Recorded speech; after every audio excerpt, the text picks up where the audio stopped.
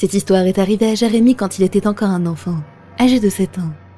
Il y avait une petite usine de perruques dans son quartier. Elle était facilement reconnaissable parce qu'il y avait tout le temps des mèches de cheveux qui voletaient devant.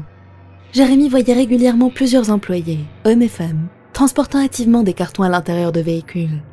En plus des mèches de cheveux partout, il y avait aussi des têtes de mannequins éparpillées autour de l'usine.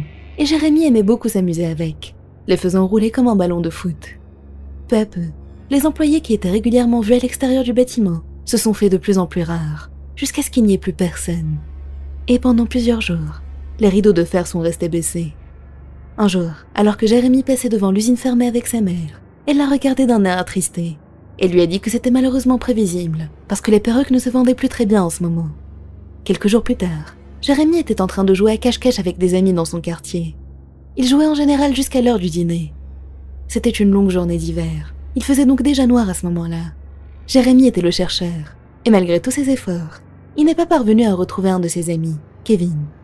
Il a fini par abandonner au bout d'un moment, jusqu'à ce que Kevin réapparaisse de lui-même, lui disant qu'il s'était caché dans l'usine de perruques. Jérémy, étonné, lui a demandé comment il avait réussi à passer derrière les rideaux, et Kevin lui a révélé son secret. Derrière l'usine, il y avait une porte secondaire, et juste à côté contre le mur, il y avait une pile de cartons.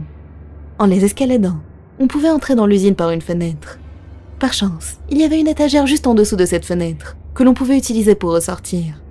Jérémy a trouvé l'idée excellente, et dès que le chercheur suivant a été désigné, il a couru vers l'usine avec un autre de ses amis. C'était très facile d'escalader les cartons et d'entrer à l'intérieur, exactement comme Kevin l'avait dit. Les rayons de lune traversaient la vitre de la fenêtre, et c'était un éclairage suffisant pour qu'ils puissent voir l'intérieur de l'usine. Il y avait des têtes de mannequins avec des perruques alignées sur les étagères, et comme elles faisaient toutes face au mur, Jérémy et son ami ne pouvaient voir que l'arrière des têtes. Maintenant qu'il y repense, c'était un spectacle très glauque, et il aurait probablement été très mal à l'aise de voir ça à son âge actuel. Mais pour un petit garçon de 7 ans occupé par une partie de cache-cache, ça n'avait rien d'effrayant. Jérémy et son ami ont donc attendu le chercheur en ricanant entre eux. Mais le temps passait, et toujours aucun signe de lui. Ils ont attendu encore un moment, puis ils ont fini par sortir d'eux-mêmes par la fenêtre. Ils ont décidé de faire une dernière partie de cache-cache avant le dîner, et le chercheur cette fois-ci était une nouvelle fois Jérémy. Après avoir compté jusqu'à 10, il est parti à la recherche de ses amis. Il les a tous trouvés, sauf les 2 derniers. En souriant parce qu'il savait exactement où chercher, il s'est dirigé vers l'usine de perruques, et a passé la tête par la fenêtre, en criant « Je ne me ferai pas avoir 2 fois, je sais que vous êtes là, vous pouvez sortir !» Mais il n'a pas eu de réponse, alors il a fini par entrer. Mais une fois à l'intérieur, il a eu une impression très différente de la première fois où il y était entré. Une des têtes de mannequin, qui était supposée faire face au mur, lui faisait face, comme si elle le regardait. Au moment où il a croisé son regard, il a senti un électrochoc lui traverser tout le corps. Son cœur a manqué un battement, car ce mannequin, contrairement aux autres, avait un torse. Jérémy était tellement surpris qu'il n'a pas pu s'empêcher de crier, les larmes aux yeux. Mais aucun de ses amis n'est sorti de sa cachette, comme s'il ne l'avait pas entendu. Le mannequin se balançait d'un côté à l'autre, et tournait de temps en temps sur lui-même. Après quelques secondes, Jérémy a fini par reprendre ses esprits. Il a pris son courage à 2 mains et s'est approché du mannequin pour l'examiner de plus près. Son visage était très pâle, et son regard trouble. Ce n'était pas un mannequin, c'était un homme. Il pendait du plafond, accroché à un pilier à côté des étagères. Son visage et son corps ont lentement fait face à Jérémy alors que la corde tournait. Terrorisé, Jérémy s'est enfui par la fenêtre et a couru jusqu'à chez lui. Il a tout raconté à ses parents. Ils ont immédiatement prévenu la police.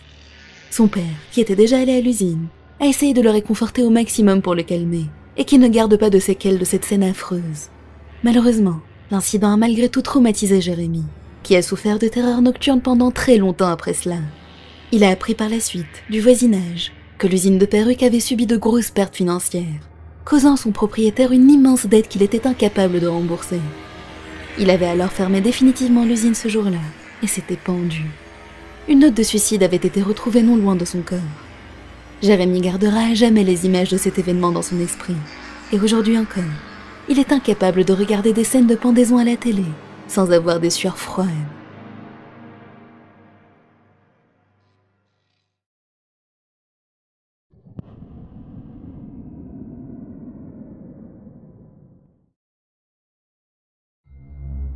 Je m'appelle Aditi, et j'ai la chance d'avoir ma meilleure amie, Alana, tout près de moi puisqu'elle a déménagé pour vivre avec ma famille et moi.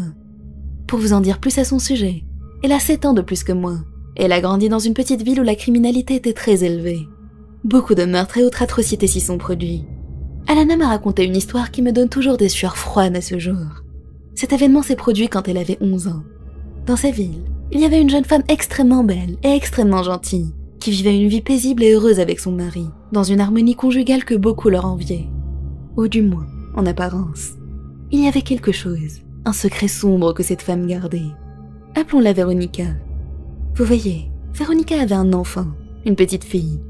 Mais cette fillette n'était pas l'enfant de son mari. C'était le fruit de l'une de ses anciennes relations adultères, et elle ne pouvait pas l'avouer à son mari. La fillette était âgée de 8 ans, et elle vivait chez une de ses amies.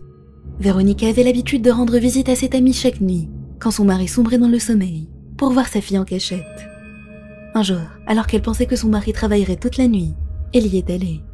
Mais il est finalement rentré plus tôt que prévu, et quand il a réalisé que sa femme n'était pas chez eux, il a commencé à la chercher, rongé par l'inquiétude. Il l'a cherchée partout en ville, avant d'avoir l'idée d'aller voir chez son ami. Lorsqu'il est arrivé chez l'ami en question, il a été soulagé de voir Véronica. Elle était en train de parler et de rire avec une fillette. Se demandant qui cela pouvait bien être, il s'est caché derrière un arbre pour espionner leur conversation. Au fur et à mesure de leurs échanges, il a commencé à se douter de l'affreuse vérité, jusqu'à ce qu'elle soit irréfutable. Sa femme l'avait trompé, était tombée enceinte, et avait donné naissance à une fille qui n'était pas la sienne. Il s'est senti tellement trahi qu'il a concocté la plus machiavélique des revanches.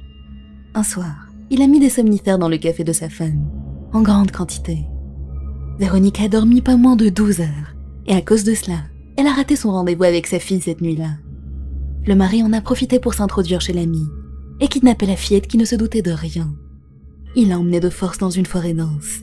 Elle pleurait et criait. Le mari lui a alors souri, du sourire le plus malsain que vous puissiez imaginer, et il lui a dit qu'elle pourra enfin rejoindre sa mère. La fillette a continué à pleurer, à essayer de s'échapper, en vain. Le mari, de sang-froid, l'a enterrée vive. Elle n'a plus jamais été vue vivante après cela. Une semaine plus tard, son corps a été retrouvé par des promeneurs.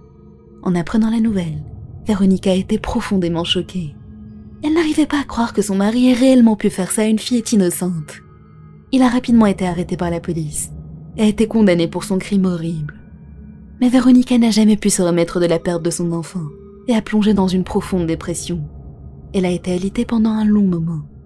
Et même maintenant, 9 ans plus tard, elle n'a toujours pas retrouvé sa joie de vivre. Son mari est toujours en prison.